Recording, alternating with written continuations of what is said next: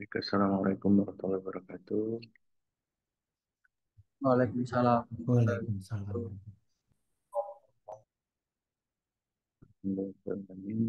Apa kabar teman-teman?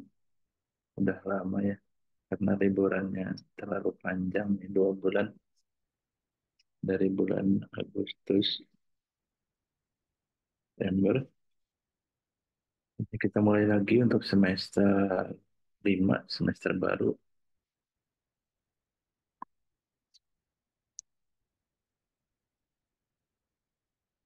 Kalau dengan saya sudah pada kenal kan ya?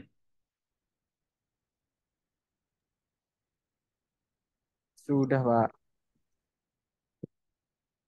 Oke, di sini saya akan menjelaskan aturan dari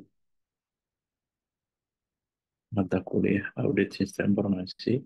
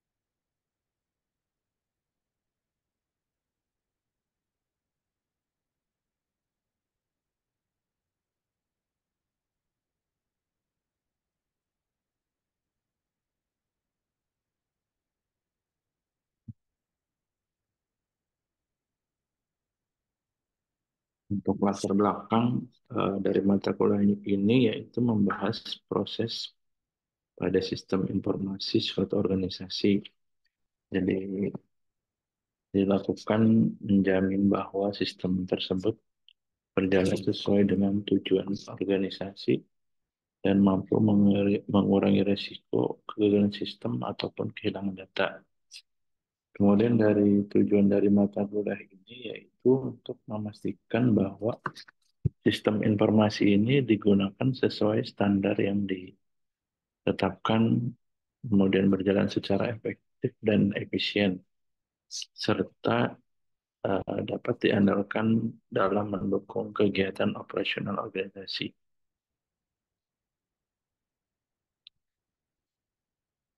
Jadi teman-teman bisa mempelajari dari sisi konsep, kemudian teknik dan metode dari audit sistem informasi dalam menguji keamanan dan integritas dalam suatu organisasi.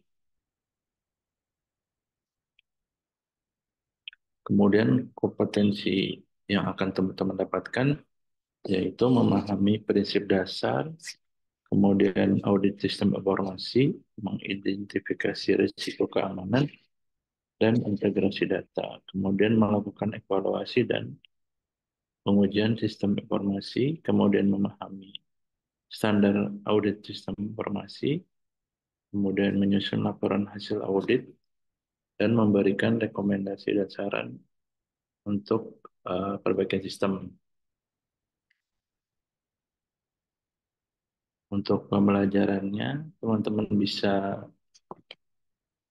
menggunakan referensi dari Cascarino ini tahun 2007, yaitu judulnya tentang Auditor Guide to Information System Auditing. Kemudian dari Sarno, Audit Sistem dan Teknologi Informasi. Kemudian dari RGA, ada Information Technology Audit.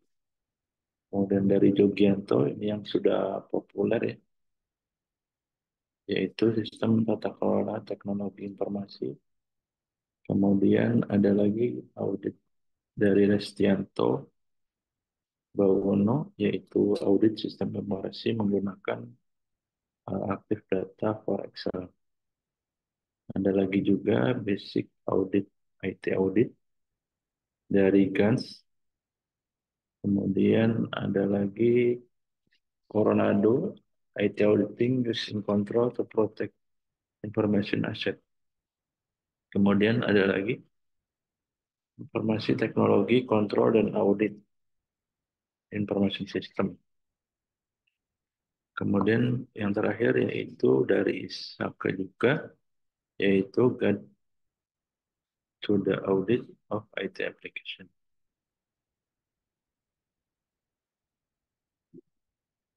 Kemudian pembelajaran mata kuliah ini,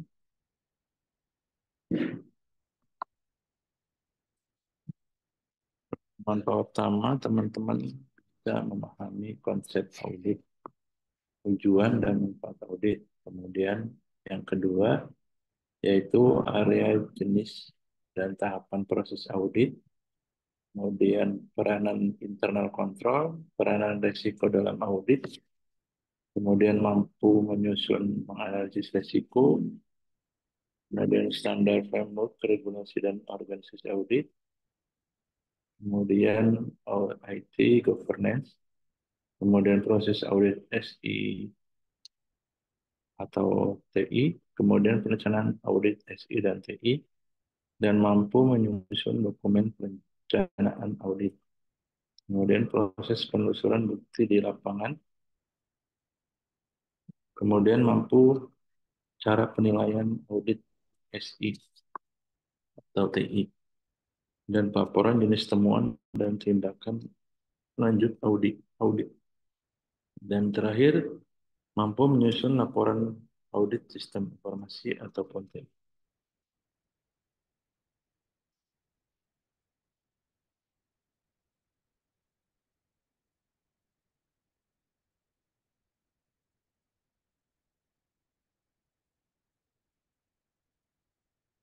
Deskripsi dari mata kuliah hari ini yaitu audit sistem informasi suatu organisasi yang dilakukan untuk memastikan bahwa sistem informasi yang digunakan sesuai dengan standar yang telah ditetapkan dan dapat diandalkan dalam mendukung kegiatan operasional organisasi. Kemudian dari sisi penilaian, seperti biasa, untuk presensi itu 15%, kemudian tugas atau kuis 30%, kemudian UTS itu 25%, dan UAS 30%.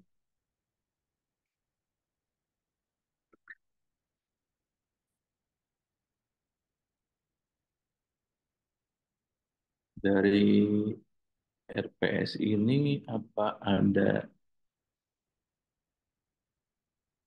yang mau ditanyakan atau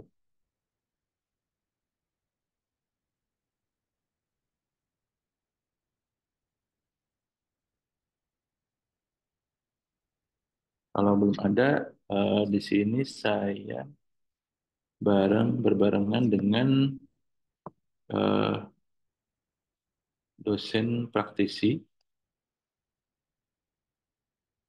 Jadi saya perkenalkan dahulu,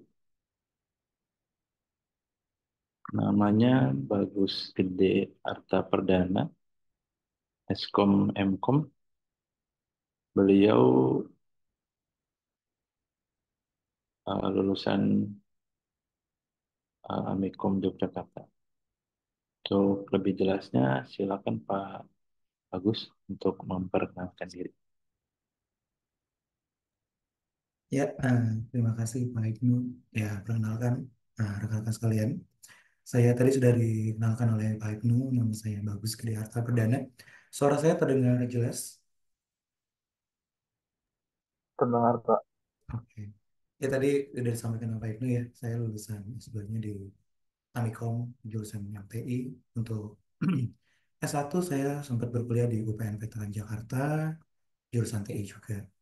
Di sini rekan-rekan sekalian, apakah dalam menjalani proses pendidikan kuliah S1 di TTS, apakah ada yang sudah bekerja sebelumnya? Mungkin itu yang saya ingin berkenal lebih lanjut dengan rekan-rekan sekalian. Mungkin dari Mas Arya dulu atau dari siapa dulu untuk memperkenalkan diri.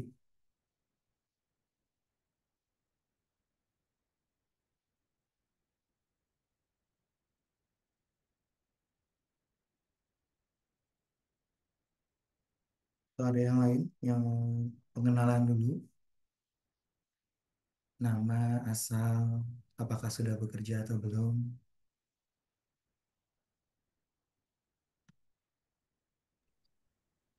Pak Bagus ini merupakan praktisi dari Dinas Kominfo Tangsel, teman-teman. Nanti misalkan kalau ada permasalahan yang terjadi di tempat teman-teman bekerja mengenai QC dari sistem informasi, silakan boleh ditanya. Ya, bisa. Jadi sebelum bekerja di Diskominfo Tangsel, sebelumnya saya juga sempat bekerja di BCA, Bapak Ibnu, sebagai internal auditor juga. Lalu pada tahun 2015, saya bergabung ke pemerintah Kota Tangerang Selatan. Sebelumnya pada Dinas Badan Perizinan ya. Lalu 2017 baru berpindah ke Diskominfo Tangsel. Gitu. Jadi memang mungkin ada cukup banyak pengalaman terkait audit selama di BCA serta di pemerintah Kota Tangerang Selatan, contohnya dalam penerapan ISO. ISO ada dua ISO ya, ISO 9001 dan ISO 27001, serta audit-audit terkait SPBE atau audit internal yang ada di pemerintah Kota Tangerang Selatan.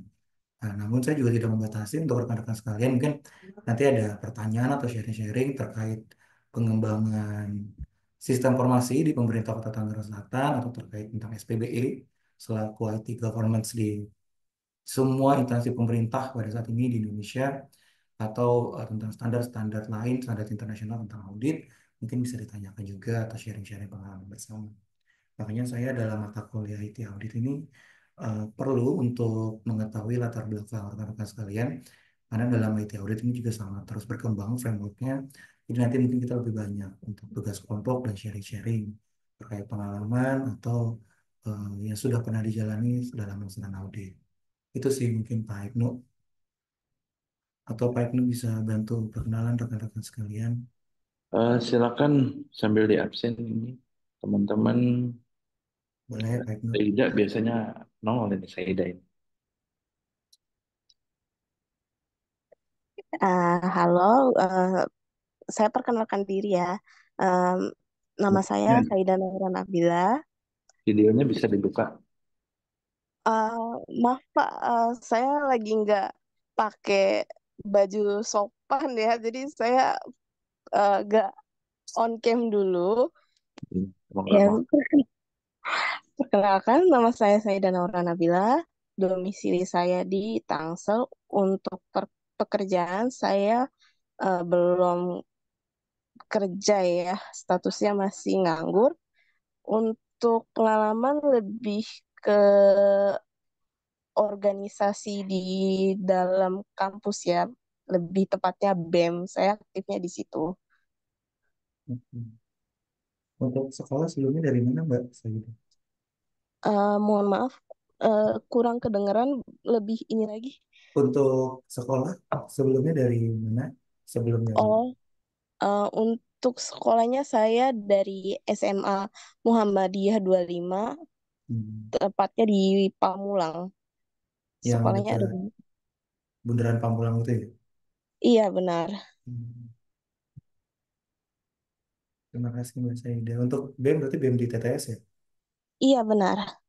Berarti belum pernah diaudit ya sebelumnya. Belum pernah. Hmm. Mungkin selanjutnya Pak Ibnu sambil di absen juga Nanti perkenalannya. kalau Saida cocok bisa direkomendasi sama Pak Bagus Untuk apa nih Pak Ibnu? untuk jadi tim audit. Boleh, siap. Iya. Nanti Saida bisa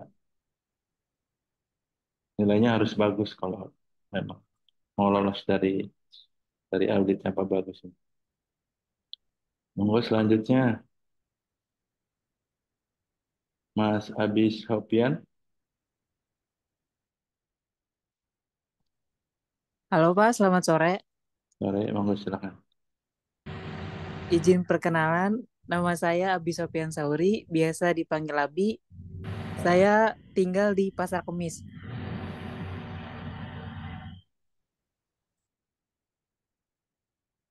Sudah bekerja sebelumnya Mas Api? Sudah Pak, Oh iya, sekarang bekerja di mana Sabi? bekerja di ini di pabrik di Bandara Mas, Pak. Oh di Bandara Mas.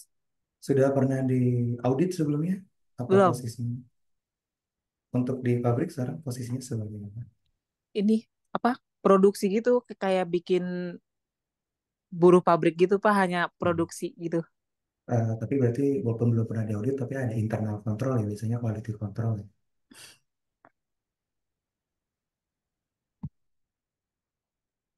Mungkin selanjutnya Pak Ibnu sambil di absen. Silakan.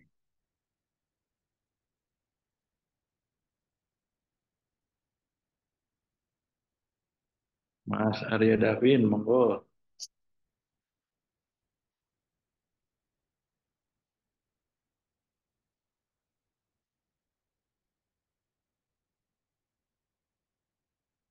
Bisa bersuara dan video atau suara saja, Mas Arya Davin.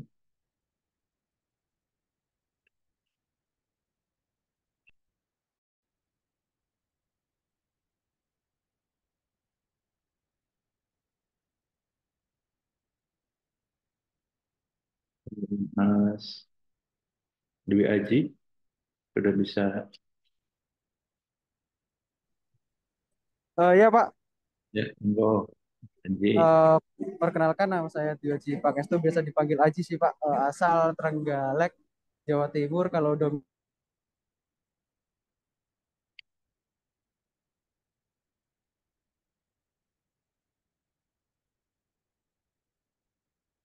Halo, Mas Aji.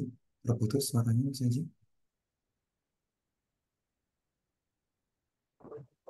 bentar. Halo, Halo, asal Trenggalek domisili di mana Mas? di Jakarta Selatan Pak sekarang Pak. Oh di Jaksel. Posisi lagi di stasiun mana nih Mas? Ini di Pasar Minggu sih Pak. Oh udah pindah lagi berarti ya dari Cawang. Iya Pak. Sudah bekerja sebelumnya Mas Aji. Sudah Pak, sudah. Di mana Mas Aji? Yang sebelumnya tuh di vendor sih Pak, jadi dilempar-lempar gitu sih Pak kliennya sih Pak. Oh, oke, berarti ke vendor atau konsultan gitu ya. Untuk Iya, posisinya apa Mas Aji? mobile developer sih Pak sama back end sih. Cuma yang sering dapat project itu di vendornya mobile sih Pak. Ya. Sudah pernah diaudit sebelumnya? Biasanya kalau vendor pasti kan ikut pernah diaudit ya. Iya, di audit tuh pernah sih Pak. Mungkin karena saya masih level ya junior tuh cuma belum terinci itu, cuma cuma pernah ini sih Pak, pernah diaudit tuh biasanya tuh di security, soalnya kan kebetulan yang project terakhir tuh di banking kan Pak. Itu sih Pak. Hmm. Terima kasih Mas Aji. Siapa sama-sama.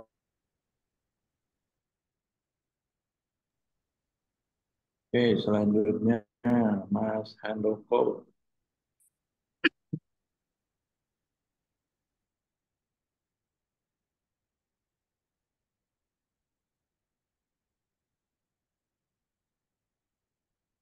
Kalau yang susah sinyal boleh hanya suara kalau terkendala.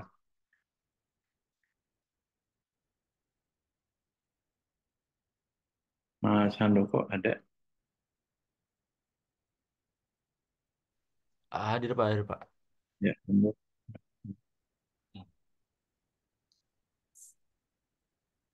Eh, Perkenalkan nama saya Handoko dan Abdul Majid. Domisili saat ini di Bogor. Kegiatan sehari-hari itu ini Pak, masih freelance saja Pak. Wah, apa? Kira-kira Halo, sebagai bidang Mas Handoko mobile developer juga kan? Program suara developer. saya terdengar nggak ya Pak? Suaranya terdengar jelas Mas Handoko. Oh, Aman. iya. Eh, Freelance-nya untuk saat ini masih di ini sih Pak, web development sih Pak. sudah pernah ada pengalaman audit atau pemeriksaan sebelumnya? Kenapa Pak? Maaf Pak. Sorry, kurang. Sudah pernah ada pengalaman audit atau pemeriksaan sebelumnya? Eh, eh, Mungkin belum sih Pak. Belum belum familiar gitu Pak. Oh, Sama. oke. Terima kasih Mas Andoko.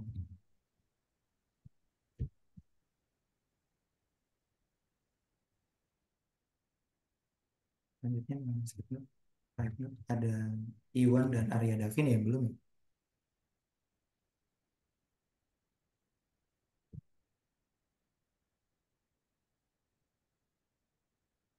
Apalagi kayaknya ini Mareto kayaknya belum masuk ini, belum masuk absen.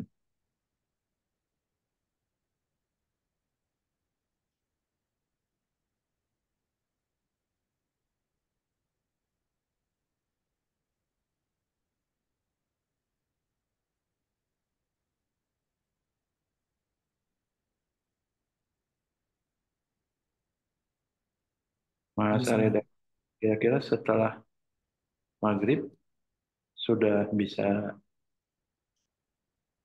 sampai tujuan atau masih di jalan?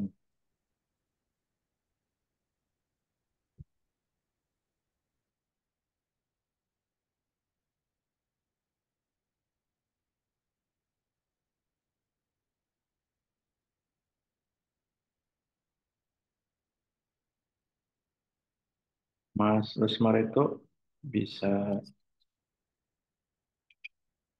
perkenalan.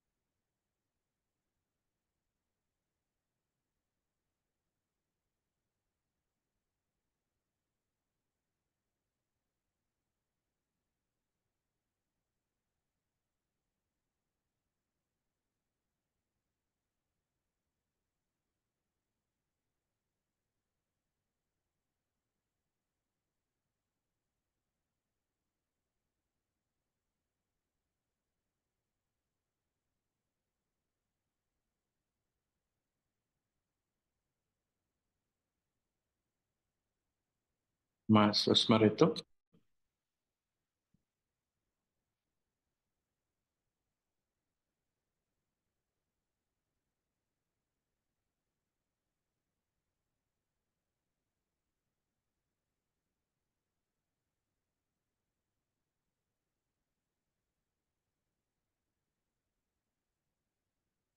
nanti untuk penjelasan misalkan tugasnya seperti apa, nanti UTS-nya seperti apa, nanti akan dijelaskan oleh Pak Bagus sebagai praktisi mengajar di semester ini tentang audit sistem informasi. Bisa jadi jurnal tentang audit, bisa jadi tentang eh, laporan penyusunan, seperti tadi yang saya jelaskan di RPS.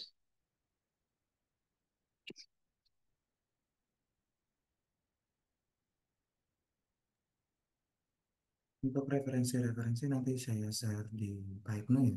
Atau di live chat aja Pak Ibnu. Ini ada Mas Arya David. Mungkin nanti dijelaskan setelah sesi 2 setelah Ba'da Maghrib. Oke, oke. Ini untuk Mas Arya ini sudah bisa ini. Cuy, silakan Mas Arya David. Silakan Mas Arya sekalian absen. Ya Pak, selamat sore Pak. Perkenalkan nama saya Arya Davin dari jurusan NSI dan keseharian saya bekerja di bidang distributor printer gitu. Tapi saya di bidang IT-nya Pak.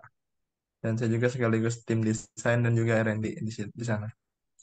Oke, untuk domisili saya di Tangerang Selatan dan di dekat ITTS juga di samping BINUS Pak.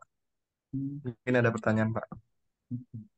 Mas Arya David udah pernah, oh, sudah bekerja ya berarti? Udah berapa tahun Mas Arya? Baru mau hampir 3 tahunan sih Pak.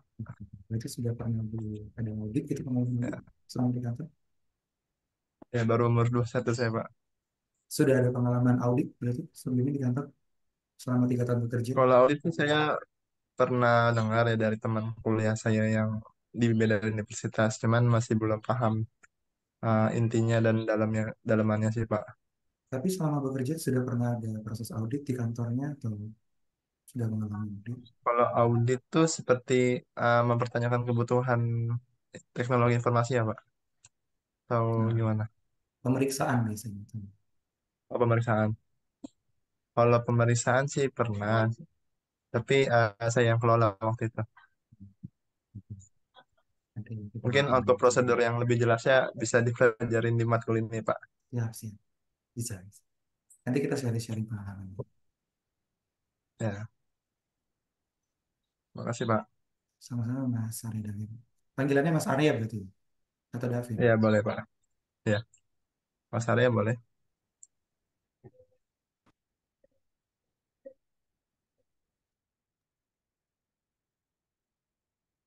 Mahasiswanya berarti ada dua lagi ya Pak Ibnu ya? Iwan dan Lus Mareto ya? Iwan, ada kabar Mas Arya David? Untuk Iwan sih dari semester kemarin dia udah nggak aktif, tapi di semester sebelumnya tuh di semester 3 dia masih aktif Pak. Di semester yang keempat udah nggak aktif lagi Pak. Bisa coba dikontak dia cuti atau Saya gimana? sudah coba kontak tapi belum ada balasan sih Pak. Hmm, Waktu itu. oke. Hmm. Kemudian Mas Mareto ini bisa win.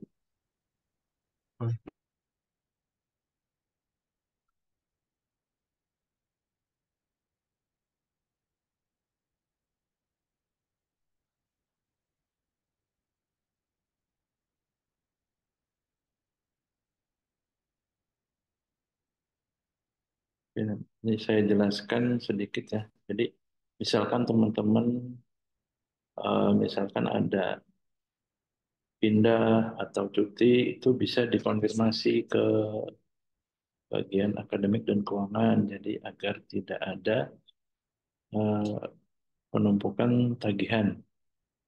Dan misalkan harusnya cuti, harusnya bayar cuti, karena tidak ada kabar, maka dimasukkan ke dalam pembayaran intern. Jadi biar nggak penumpukan. Dan untuk cuti juga itu maksimal 2 semester dan sudah melaksanakan dan di atas semester 3 baru boleh mengajukan cuti.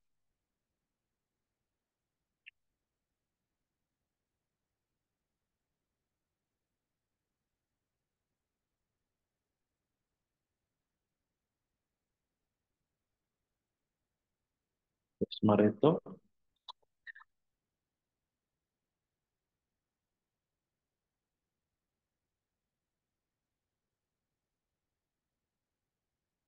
apa ya?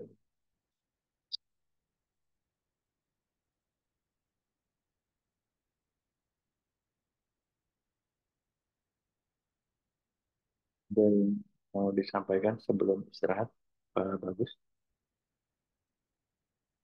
Untuk break istirahat biasanya kita lanjut jam berapa Pak Ibnu? Rekan-rekan sekalian. Tergantung kesepakatan Maghrib sekarang jam berapa ya? Maghrib jam 17.50. Jam 10. Mungkin mulai jam maghrib ya, jam 18 ya, berarti. Itu biasa kayak menit saya cukup efeknya ya. 10 menit boleh 15 menit. Banyak. Tapi sampai 18.05 ya.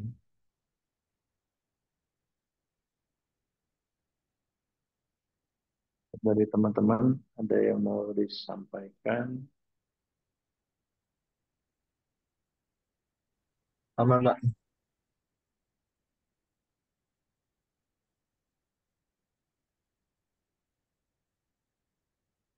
Boleh teman-teman, ada yang mau disampaikan?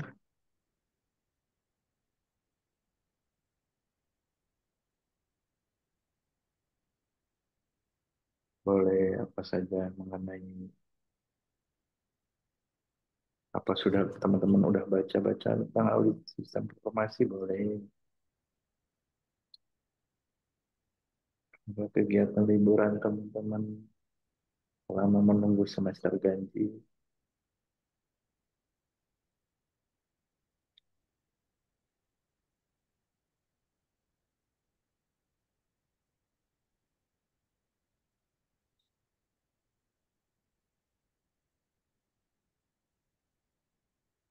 Berarti untuk kerja praktek semester 6 ya Pak Ibnu ya? Kalau untuk angkatan 23 itu ya semester 6. Hmm. Oke, Berarti nanti untuk angkatan yang baru itu ada di semester 7. Jadi kalau yang angkatan baru itu eh, menggunakan kurikulum yang baru. Kalau angkatan yang semester 3, 5, dan 7 itu masuk ke kurikulum yang lama. berarti bisa tuh nanti setelah mata kuliah ini berarti semester 5 semester 6 bisa dapat pengalaman magang atau kerja praktek pelaksanaan audit mungkin nanti di waktu bekerja ya.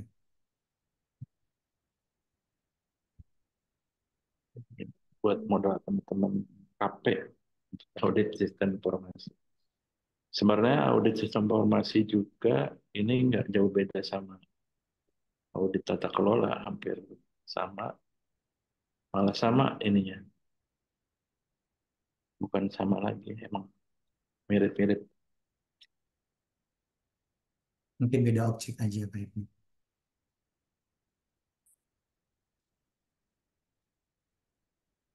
Terus kemarin itu belum ada tanda-tanda ini.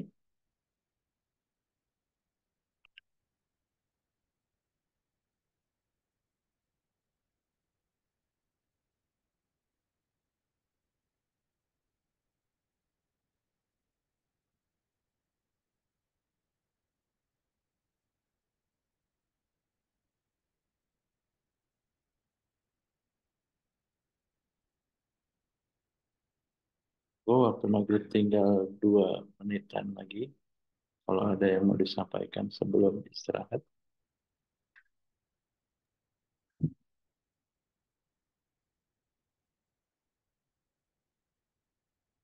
Jadi setelah istirahat dilanjutkan oleh Pak Bagus Ya, langsung dengan isi lapangan.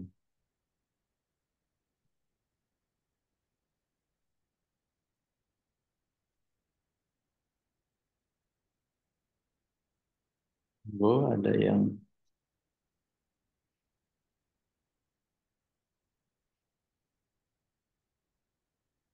mau disampaikan lagi?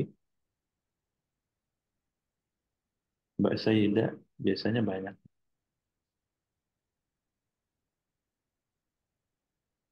Perdana ikut kelas eksekutif.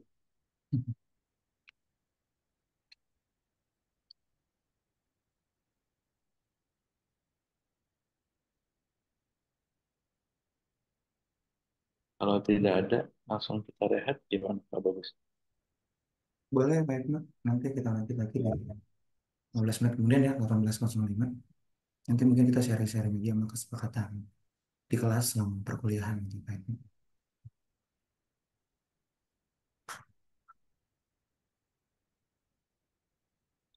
Rehat sejenak ya teman-teman. Terlanjut jam 18.05. Ya, terima kasih Pak Ibnu. Sama-sama. Istirahat. Maghrib.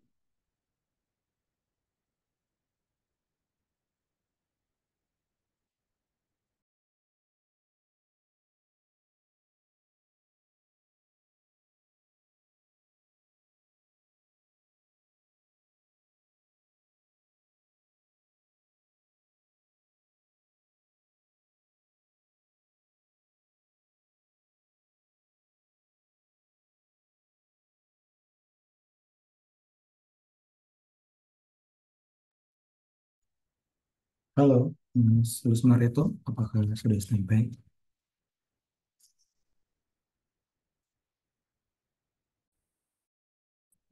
Ya loh Pak. Mungkin sekalian absen bisa open cam, kita perkenalan dulu malingnya Mas. Mas Lus Mareto. Ya baik Pak. Bisa perkenalan Mas, domisili di mana? Apakah sudah bekerja, latar belakangnya? Ya, baik. Perkenalkan Pak, saya Lus Mareto, domisili Depok. Saya bekerja menjadi DevOps Sudah berapa tahun Mas bekerja sebagai DevOps? sekitar 1,5 tahun Pak. Bagus. Hmm.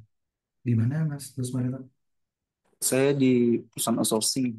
Oh, oke. Sudah selama bekerja sudah ada pengalaman di audit atau melaksanakan audit? Saya banting setir Pak Agus, banting setir dari event organizer. Mm-mm. Berarti belum pernah ada pengalaman audit atau gimana? Audit kita yang diaudit Pak. Iya, sudah ada pengalaman berarti di audit. Ya, ya sudah. Tapi kita yang diaudit betul. Iya, di audit tentang apa tuh, Pak? Ah, biasanya terkait administrasi, birokrasi. Hmm. Ah, karena kalau kita kan di production, Pak. Mm-mm. Jadi biasanya kalau sudah mepet-mepet mau di go live, SOSB atau SDLC atau birokrasi perusahaan yang sudah eh, bonafit nggak akan bisa kita kejar birokrasinya kan, Pak. Hmm. Ya, yang nggak mungkin bisa terkejar lah. Karena semakin banyak struktur organisasinya, semakin rumit bergerak. Itu audit berarti kan audit dari pihak luar ya, audit eksternal, audit dari internal kantor yang Mas Terus Mareto sendiri. Karena scope kita masih di DevOps yang benar-benar rahasia banget, jadi yang audit wajib dari internal juga, Pak. Hmm. Jadi masih kayak internal control lah ya, quality control di internal ya. Ya, betul, Pak Bagus. Oke. Mas Terus Mareto, NIM-nya berapa ya? Saya belum dapat info nih. 1001 1001 21 21 51. 51. Yep, betul, Pak. Satu Ah, kosong kosong satu 2151 ya. ya, ada ya, Pak. Oke, nanti saya infoin ke Pak Ibnu. Ya, Dari makasih. tadi sudah menyimak penjelasan Pak Ibnu.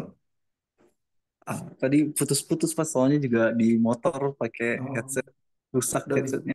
domisili di mana Mas? Mas Maret? Sekarang baru aja pulang dari Kalimantan, sekarang di Depok, Pak. Oh, berarti tinggal Depok asal dari Kalimantan ya. Eh, aslinya di Depok, cuman kemarin semester 4 lama di Kalimantan, Hmm, baru pulang lagi. oke, oke. Mungkin kita lanjut rekan-rekan sekalian. Mungkin tadi sudah dijelaskan oleh Pak Ibnu ya. Saya mendampingi Pak Ibnu sebagai dosen praktisi gitu kan. Izin saya memperkenalkan diri kembali. Nama saya Bagus Budi Narta Perdana gitu kan. Saya pengalaman untuk latar belakang pendidikan saya S1 Teknik Informatika di UPN Veteran Jakarta. Mungkin yang domisilinya di Jaksel tahu ya UPN di Pondok Labu ya. Untuk S2 saya di Magister Teknik Informatika juga di MIKOM Yogyakarta. Lalu untuk latar belakang pengalaman atau pekerjaan itu saya pernah sebagai internal audit di BCA. Lalu sejak tahun 2014, ini rekan-rekan kita masih bersekolah ya. 2014 saya internal audit BCA. 2015 saya pindah atau bertugas di pemerintah Kota Tangerang Selatan. Tepatnya dulu ada dinas namanya Badan Perizinan, sekarang ini dari Dinas Penanaman Modal dan Perizinan Satu Pintu di Cilenggang situ. Lalu 2017 saya pindah kembali ditugaskan di Dinas Komunikasi dan Informatika atau Diskominfo. Karena Diskominfo baru berdiri ya di tahun 2017. Untuk pengalaman audit di PCA pastinya ya, karena saya kan sebagai internal audit officer otomatis bertugas untuk melaksanakan audit. Karena saya jurusannya dari TI, saya di situ saya bertugas sebagai auditor di bidang spesialisasi IT, jadi melakukan audit ke divisi IT untuk secara tata kelola dan manajerial operasionalnya divisi IT. Oke, terima kasih Mas Desmareto.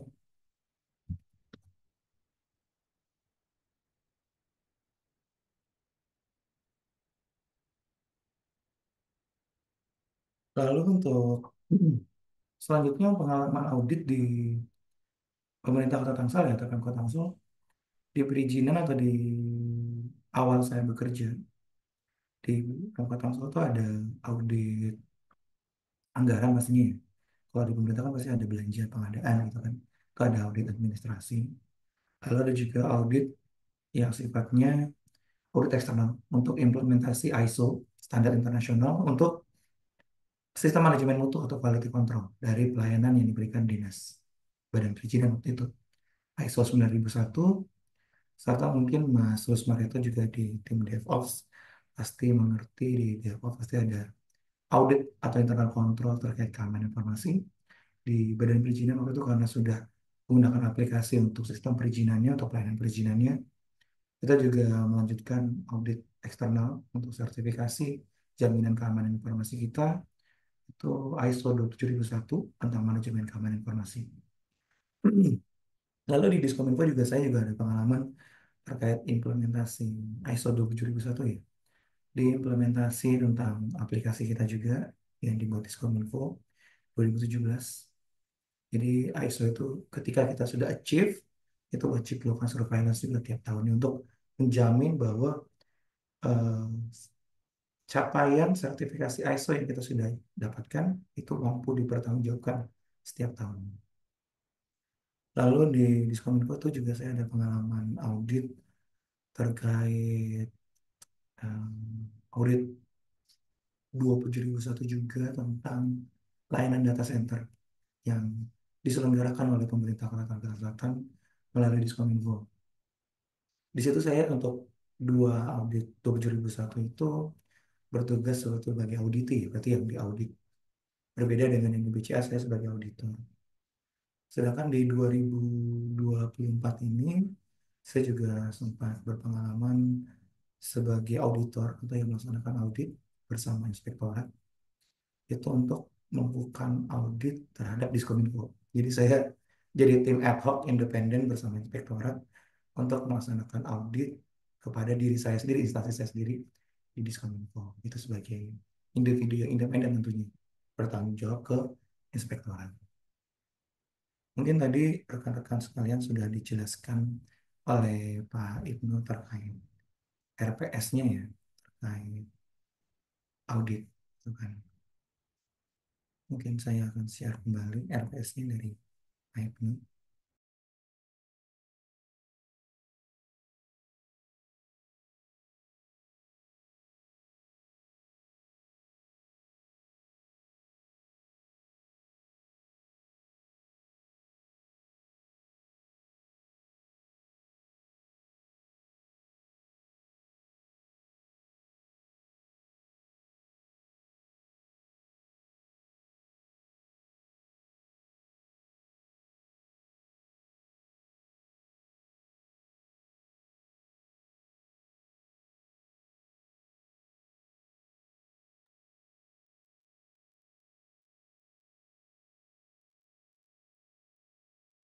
Oke, sudah terlihat RPS-nya. Perkenalkan semuanya. Suara saya terdengar jelas. Sudah, Pak. Sudah terlihat ya. Tadi sudah dijelaskan juga oleh Pak Ibnu. Jadi dari 16 pertemuan dikurangi 2 ya untuk UTS dan UAS. Jadi ada 14 temuan ya. Itu ada pemahaman terkait audit, pemahaman umum lah, terkait audit. Di situ kita nanti saya akan jelaskan terkait apa sih audit itu, kenapa latar belakangnya penting audit, tujuan audit itu apa, lalu manfaat dari audit itu untuk apa, konsep dasar kenapa audit itu dilakukan, jenis-jenis audit ya secara umum ada audit apa aja, lalu ada jenis-jenis auditor. Kalau jenis-jenis auditor itu sebenarnya secara umum terbagi dua ya. Ada tadi sebenarnya sudah sempat ditanyakan eh, perbincangan dengan Mas Sumereto, ada auditor internal dan ada auditor eksternal. Lalu untuk pertemuan kedua kita akan membahas tentang proses audit tentang sistem informasi atau teknologi informasi secara spesifik.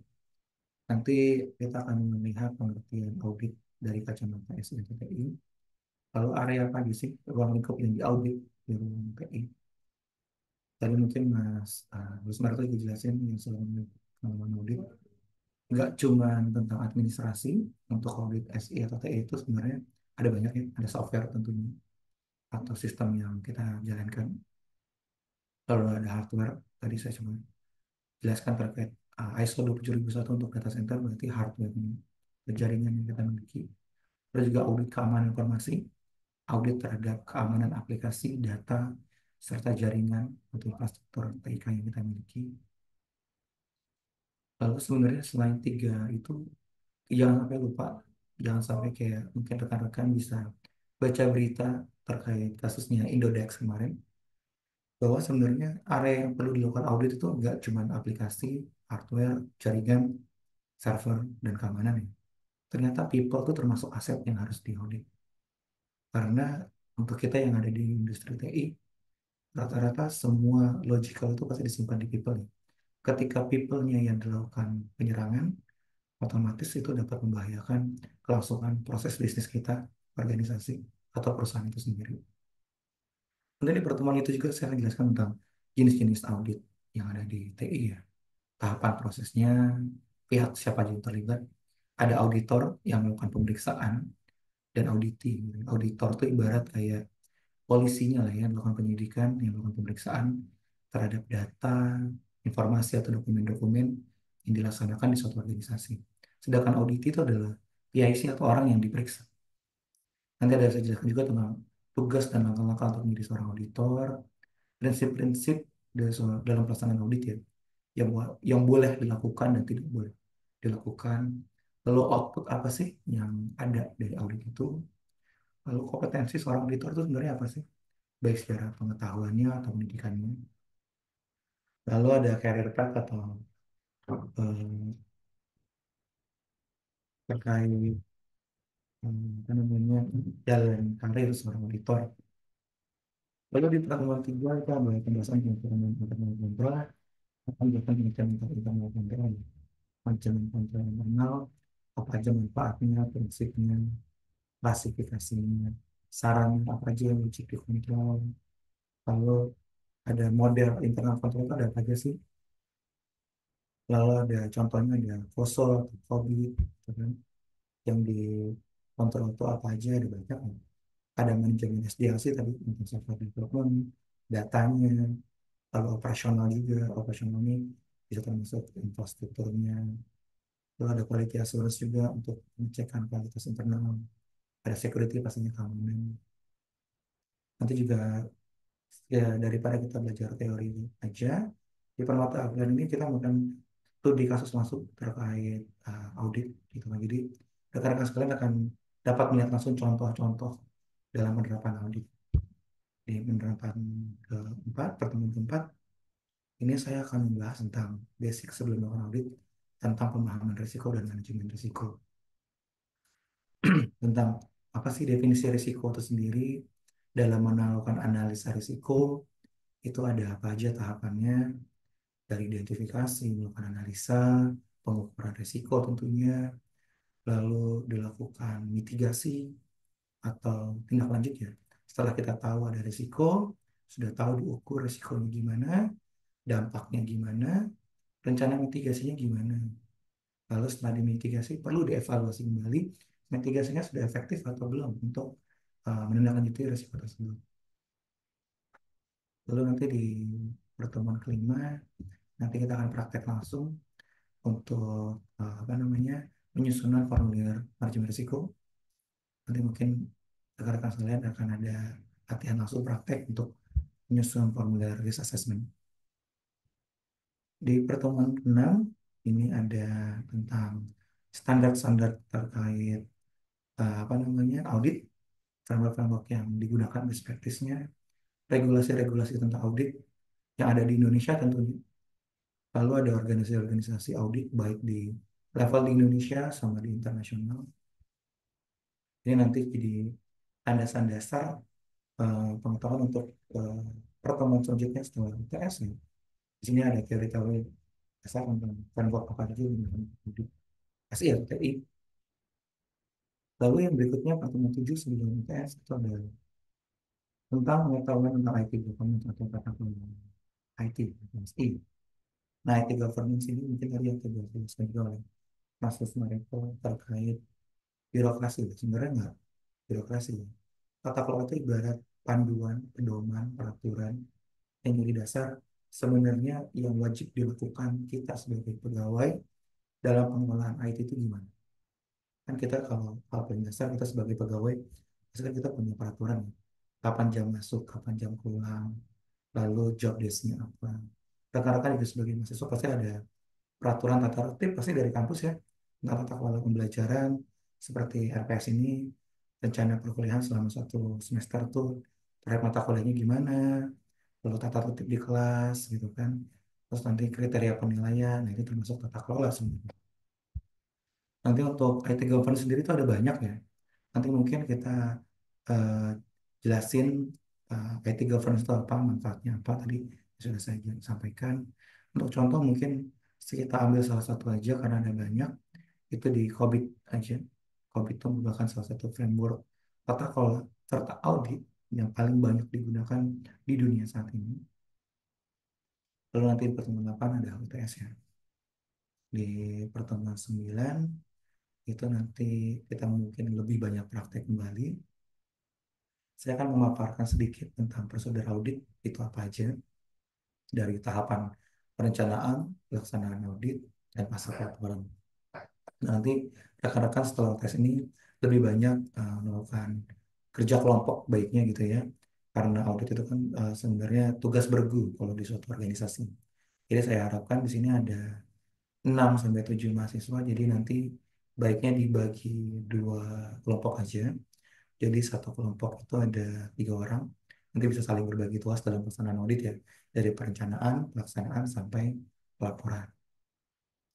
Nanti pertemuan 10 nanti akan saya jelaskan perencanaan audit itu apa aja sih tahapannya, dari menggunakan COVID tentunya ya, dari kita menentukan prioritas, menentukan prioritas, siapa yang harus kita audit, lalu menyusun dokumen laporan, apa sih dokumen perencanaan itu. Nanti di pertemuan 11 nanti kita akan praktek langsung teknik penyusunan dokumen perencanaan audit. Nanti ada sesi-sesi presentasi dari 2 kelompok tersebut memaparkan terkait rancangan dokumen perencanaan audit yang akan dilakukan oleh masing-masing kelompok. Pertemuan ke-12 lanjutan dari pertemuan sebelumnya sudah dilakukan rancangan audit ya, dilanjutkan terkait penelusuran bukti lapangan atau melakukan proses audit. Nah, karena rekan-rekan masih di semester 5, lalu apa namanya pasti belum melakukan kerja praktek ya. Nanti saya coba bagi kelompoknya. Mungkin satu kelompok pastinya sudah ada yang bekerja, gitu kan? Berarti kan sudah punya job desk atau tugasnya di kantornya masing-masing. Nanti bisa jadi objek audit tuh terhadap pekerjaannya sendiri masing-masing. Itu sebagai dasar pelaksanaan audit. Tapi kalau misalnya pekerjaan yang misalnya terlalu konfidensial dan rahasia, itu bisa juga kita ambil pelaksanaan auditnya contoh dari perusahaan-perusahaan yang ada di Indonesia ya. Contohnya rekan-rekan sebagai POV selaku auditor eksternal, contohnya ingin melakukan audit terhadap aplikasi yang rekan-rekan biasa gunakan, contohnya sebagai Gojek atau Grab atau aplikasi-aplikasi sosial media. Kalau sosial media mungkin agak susah ya karena perusahaan-perusahaan internasional ya. Mungkin perusahaan-perusahaan yang ada di Indonesia aja ya. Itu mungkin banyak perusahaan-perusahaan yang bisa jadi objek audit yang datanya sebenarnya rekan-rekan bisa cari di internet karena rata-rata perusahaan yang sudah TBK itu data-data laporan tahunannya pasti publish di internet. Saya mungkin ada beberapa juga laporan laporan tahunan eh, yang saya miliki ya. Contohnya di BCA juga selaku perusahaan yang sudah terbuka pasti sering publish laporan tahunannya di internet. Nanti bisa saya sharing.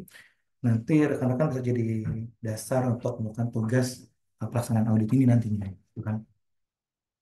Nanti di sini pesan tugas itu nanti akan saya jelaskan tentang tahap pengumpulan dokumen seperti apa, lalu mendokumentasikannya ya. Pertemuan 13, ketika semua data informasi atau dokumen tadi rekan-rekan sudah dapatkan gitu kan. Lalu gimana sih tahap penilaian audit gitu kan? Dari penilaian temuan, menilainya gimana? Setelah temuannya sudah kita nilai, lalu selanjutnya gimana? Oh, kita mengukur namanya ada tingkat kematangan, ada maturity level, ada juga namanya tingkat kapabilitas atau kemampuan suatu proses, itu capability level.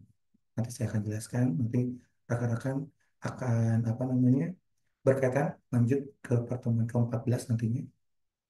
Setelah saya jelaskan, nanti rekan-rekan akan melakukan pengukuran sendiri terkait pengukuran kapabilitas dan maturity serta penilaian terhadap temuan-temuan itu.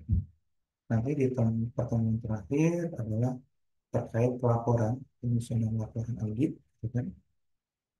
Terkait temuannya apa aja, rekomendasi perbaikan apa, serta rencana tindak lanjutnya seperti apa. Nggak cuma dalam bentuk dokumen laporan, nanti mungkin ada baiknya nanti saya minta rekan-rekan untuk memaparkan dan mempresentasikan terkait proses audit ini ya, dari perencanaan, pelaksanaan sampai ke laporan. Gitu kan. Jadi nanti bisa saling sharing, um, bertambah wawasan antara saya, rekan-rekan, antar kelompok juga. Mungkin ada pertanyaan dari rekan-rekan sekalian terkait RPS selama 1 semester ini. Kira-kira tugasnya ada berapa gitu. Mungkin ada pertanyaan. Kita kesepakatan aja mungkin dari rekan-rekan sekalian, terutama yang sudah bekerja ya. Pasti kan ada kesibukan lain ya selama bekerja. Ada pertanyaan nggak ya kira-kira? Untuk tugas akhir itu kira-kira bagaimana ya Pak nanti? Untuk tugas akhirnya nanti mungkin bisa buat laporan ya. Buat laporan terkait pelaksanaan audit aja. Tapi kalau teman-teman mau dilanjutkan misalnya gitu kan sampai bentuk jurnal, publikasi, atau nanti misalnya ada yang niat untuk sampai dilanjut ke skripsinya, pelaksanaan audit di suatu organisasi itu juga bisa. Jadi saya harapannya tugas ini nggak cuman berhenti cuma sampai tugas akan dapat nilai ya, tapi dapat pengalaman sebagai landasan nanti mungkin lanjutannya ya nanti selama semester 6 ada kerja praktek, siapa tahu nanti dilibatkan sebagai untuk pengumpulan data selama audit atau nanti mau buat publikasi jurnal atau sampai nanti ke tugas skripsinya nanti di semester akhir ya nanti bisa sebagai acuan untuk atau tema topik pengambilan penelitian yang mau diambil. Ada pertanyaan lain mungkin dari rekan-rekan sekalian?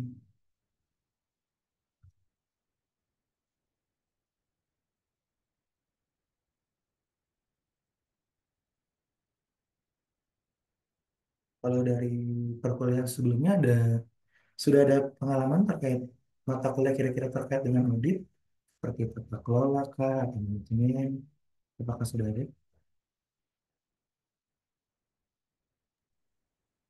Untuk Ada mata tata kuliah. kelola teknologi informasi sih Pak, tapi belum bukan audit. Oke, untuk tata kelola pun kemarin pembelajaran tentang apa aja yang sudah dapat didapatkan gitu. Kayak manajemen peralatan komputer, jaringan, segmen-segmen, dan lainnya sih Pak. Oh, berarti langsung ke manajemen terkait manajemen jaringan, server gitu ya. Iya Pak. Langsung ya, berarti langsung internal kontrol gitu ya. Oke. selama perkuliahan biasanya ada berapa kali tugas nih Mas? Mas Arya Devin. Atau dari Pak Ibnu biasanya dalam satu semester ngasihnya berapa tugas? Tergantung dosen sih Pak. Ada yang tiap hari tugas, ada juga yang cuman seminggu sekali tugas, dan ada juga yang pas tugas akhir doang tugasnya itu Hmm. di sekaligus tugas sama tugas akhir gitu Pak. Hmm. Beda-beda sih Pak. Kalau yang kemarin tata kelola tugasnya apa aja ya kira-kira? Contohnya. Kalau tata kelola sih kemarin sama Pak siapa ya Bapak? Tugas akhirnya bikin itu sih Pak, bikin skema dan juga bikin laporan sih Pak. Hmm. Tugasnya ya tugas laporan tugas akhir aja ya? Atau ada tugas-tugas lain lagi? Kalau tugas lain ini sih paling kuis dan juga itu sih Pak, buat esai, ya buat esai. Hmm. Oke, oke. Mungkin di mata kuliah ini juga kita nanti hampir sama ya. Apalagi di sini kan kelas eksekutif rata-rata rekan-rekan sudah bekerja ya. Berarti kan ada kesibukan lain ya. Terutama di jam kerja mungkin dari 9 to 5 sampai jam 5 sebelum perkuliahan pasti ada kesibukan masing-masing. Atau mungkin bahasa IDA selaku BEM. Ada aktivitas organisasi juga di kampus. Untuk mata kuliah audit sistem informasi ini mungkin nanti hanya ada dua tugas ya. Tadi mungkin ada tugas akhir nanti penyusunan laporan audit gitu kan. Sama nanti mungkin ada sebelum audit biasanya ada namanya analisa risiko. Nanti ada tugas juga sebelum UTS sekali tentang penyusunan formulir risiko. Nah, untuk kelompok gimana nih rekan-rekan? Enaknya dibagi langsung atau rekan-rekan mau buat kelompoknya masing-masing gitu?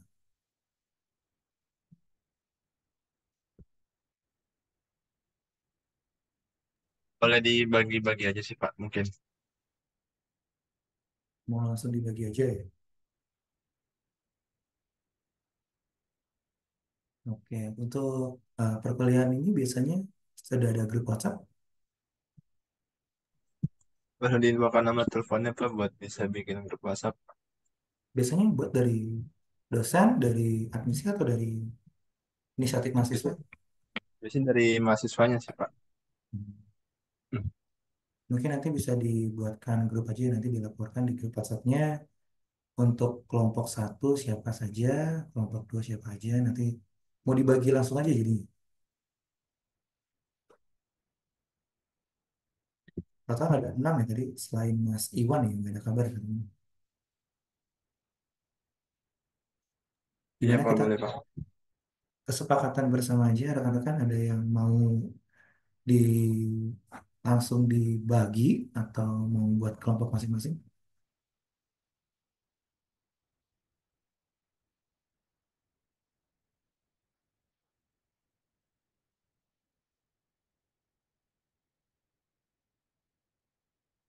Jadi nanti saya kirim kabarnya di grup WhatsApp.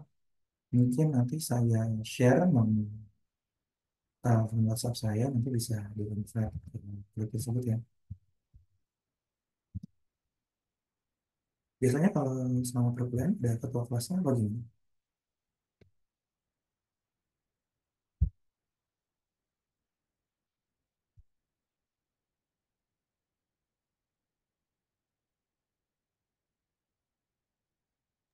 Kenapa Pak?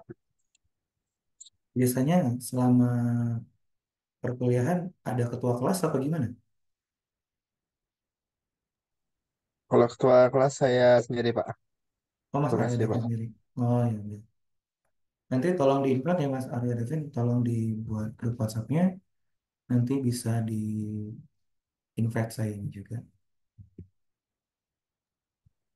Tadi Mohon maaf Pak. ya. Untuk mata kuliah ini kan konsentrasi sistem teknologi ya Pak. Nah, untuk pemilihan mata kuliah ini kebetulan minggu pertama tuh masih belum pada ngambil KRS. Biasanya tuh di minggu kedua nanti pada ngambil KRS kalau kata Bu Hasnatul Hidayah ya selaku Kaprodi Sistem Informasi Pak. Hmm. Hmm. Jadi nanti ada kemungkinan ada penambahan mahasiswa juga nanti di seminggu kedua, apa gimana? Kemungkinan ada bakal jadi terbagi lagi Pak mahasiswanya Pak. Hmm. Ya, berarti nanti mungkin Mungkin kita tunggu sampai minggu kedua kali ya.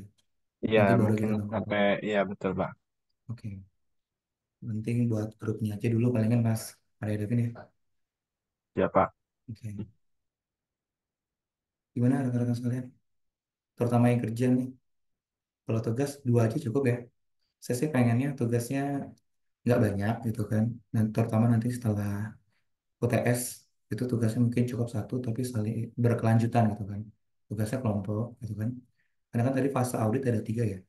Dari perencanaan, lalu ada pelaksanaan audit, sampai nanti terakhir adalah fase pelaporan. Nanti saya harapkan tugasnya cukup satu aja nanti pengumpulannya, laporan auditnya, sekaligus presentasi. Tapi nanti di setiap fase ini ada presentasi. Jadi untuk kontrol juga setiap pertemuan, progres pelaksanaan auditnya sudah semua. Jadi tugasnya nggak banyak, satu aja. Mungkin ada pertanyaan kembali dari rekan-rekan sekalian.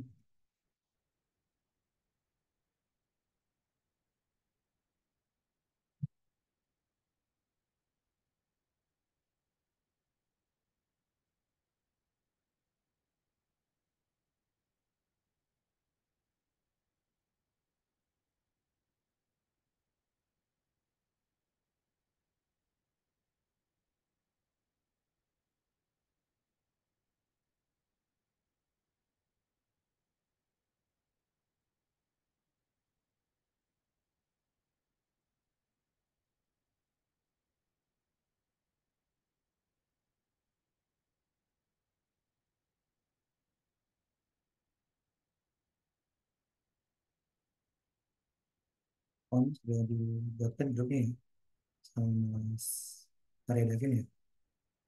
Invitationnya udah masuk.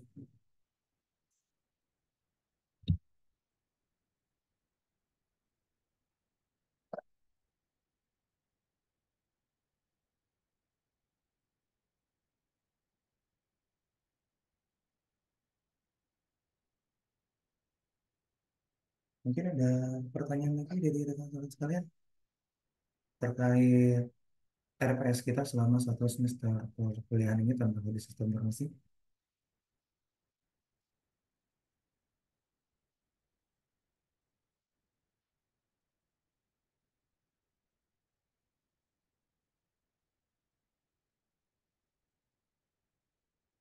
Apakah sudah dapat gambaran tentang audit itu apa? Ya simpelnya audit itu adalah pemeriksaan ya. Seperti dalam tanda kutip seperti polisi yang bukan penyelidikan. Ini kita sebelum suatu kecurangan atau fraud itu dapat berdampak pada suatu organisasi, itu sangat penting untuk audit ya, internal audit. Jadi sebelum perusahaan atau organisasi mengalami kerugian, apalagi sampai terseret kasus hukum, dengan internal audit itu seperti evaluasi kekurangan-kekurangan dari pelaksanaan operasional IT di instansi kita atau di perusahaan kita itu kurang apa.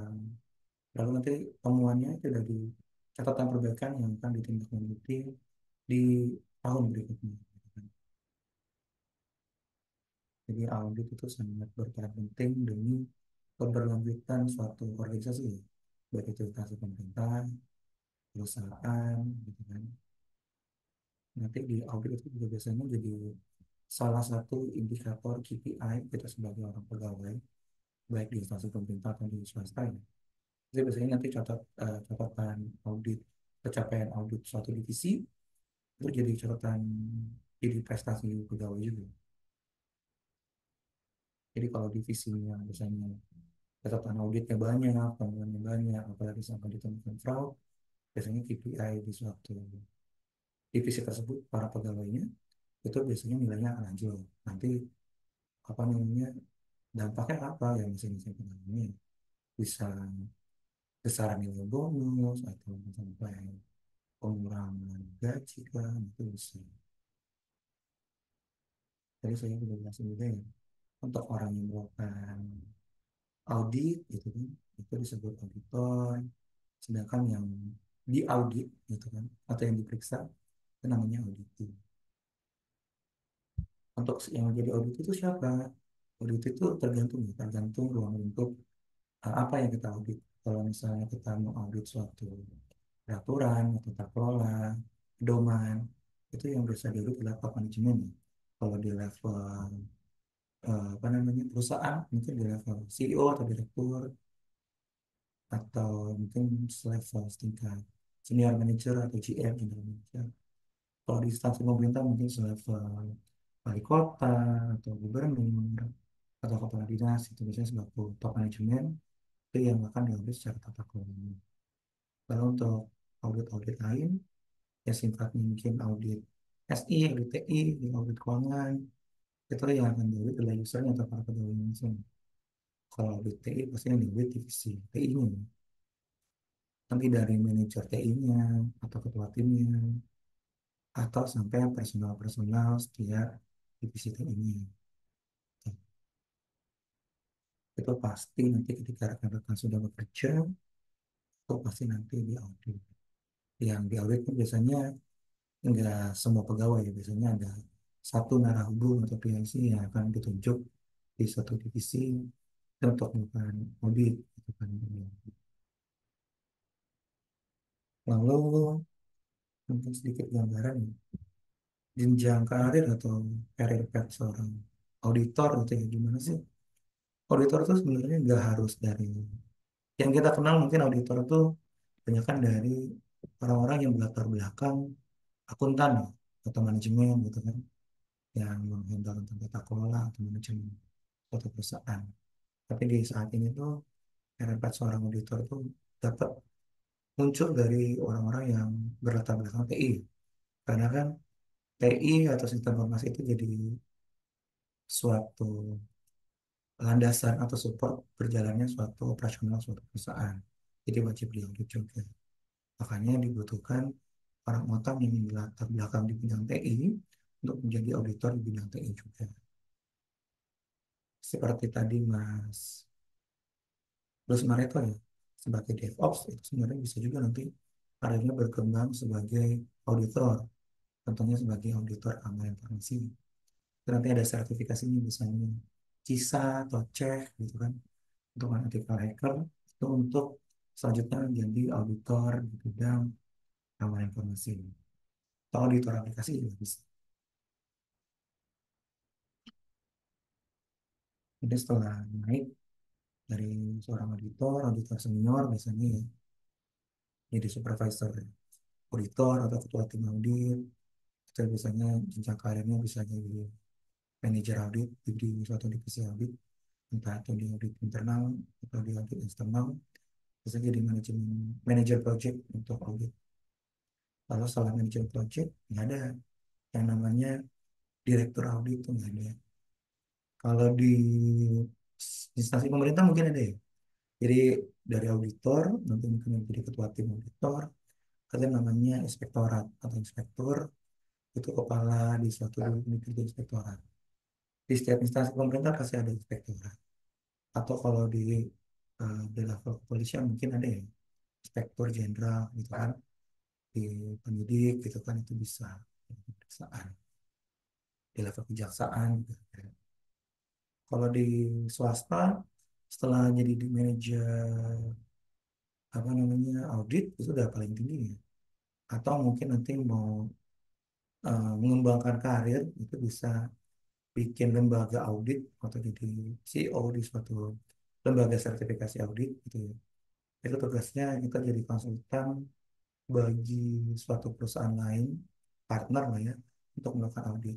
Mungkin ada perusahaan-perusahaan yang baru berkembang, belum ada divisi auditnya, belum ada auditor, nah itu bisa untuk dilakukan audit oleh pihak eksternal, namanya audit eksternal. Audit eksternal itu juga ada dua lagi ya. Ada audit eksternal untuk kepatuhan atau pelaksanaan proses sesuai peraturan atau pedoman yang ada. Ada juga audit sertifikasi, audit eksternal. Contoh tadi saya bilang untuk mendapatkan contohnya sertifikasi ISO. Kalau kita organisasi kita udah dapat sertifikasi ISO kan otomatis kita dapat kepercayaan ya dari masyarakat bahwa perusahaan ini benar-benar sudah bonafit lah ya, sudah capable memberikan jaminan terhadap keamanan aplikasinya atau terkait operasionalnya ya, kualitas operasional layanannya sudah dijamin. Apakah suatu organisasi yang sudah tersertifikasi ISO masih bisa ada teman? Nah, itu masih.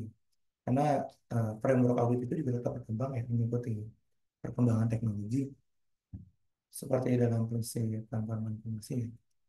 Itu kan sesuatu yang aman di saat ini belum tentu aman di bulan ke depan atau 1 tahun ke depan.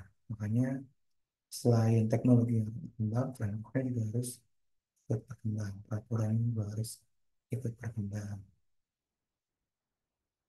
Lalu setelah apa namanya tadi kita misalnya jadi konsultan atau lembaga sertifikasi audit, kita dapat project biasanya ada dua ya. Kita sebagai untuk pendampingan pelaksanaan audit atau kita sebagai lembaga yang mensertifikasi langsung. Itu biasanya kalau lembaga intervensi yang melakukan sertifikasi langsung itu biasanya ada TAF, rekan nanti di pertemuan ke berapa tadi?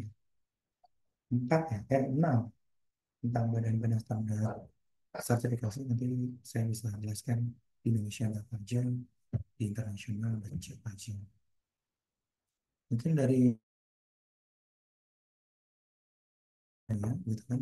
Ada dari rekan-rekan ada pertanyaan tambahan terkait audit, apakah sudah dapat gambaran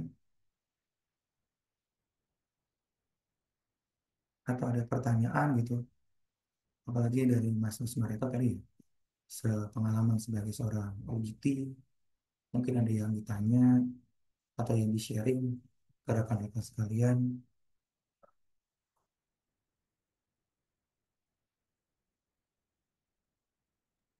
Aman, Pak.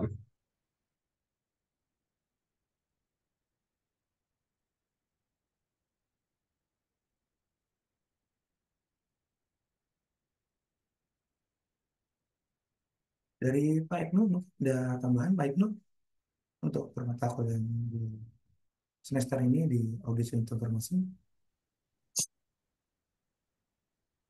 Oh, aman.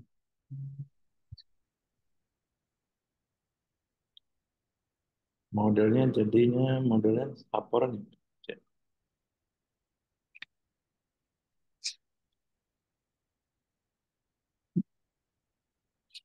Gimana Pak Ibnu? Ya nanti model untuk tugas UTS dan UAS itu berarti bentuknya sebuah laporan. Iya, bisa buat laporan atau mungkin kalau Pak Ibnu berkehendak mungkin mendorong rekan-rekan buat publikasi jurnal atau nanti setelah publikasi jurnal mungkin mau dilanjutkan lagi jadi tema penelitian itu silakan. Ini nanti selama minggu ini sih lagi proses plotting dari e-learning. Jadi alternatifnya saya tadi kirim ke Google Classroom. Nanti untuk tugas dan lain-lain nanti bisa kayak dicek di sana dan diupload di sana untuk hasil dari tugasnya. Oke, siap Pak Ibnu. Mungkin itu sih tambahan. Dari teman-teman yang lain monggo ada tambahan. Untuk KRS sudah bisa dilakukan, bisa dicek ya di siakat masing-masing mahasiswa. Kalau masih belum bisa, bisa koordinasi ke helpdesk keuangan dan akademik. Monggo dari mahasiswa ada pertanyaan lagi?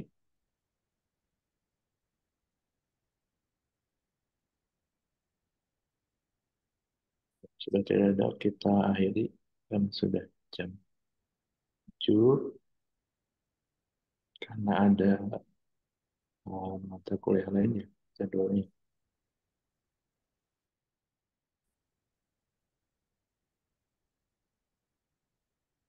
mata kuliah Bapak Toipur. Baik, kita akhiri.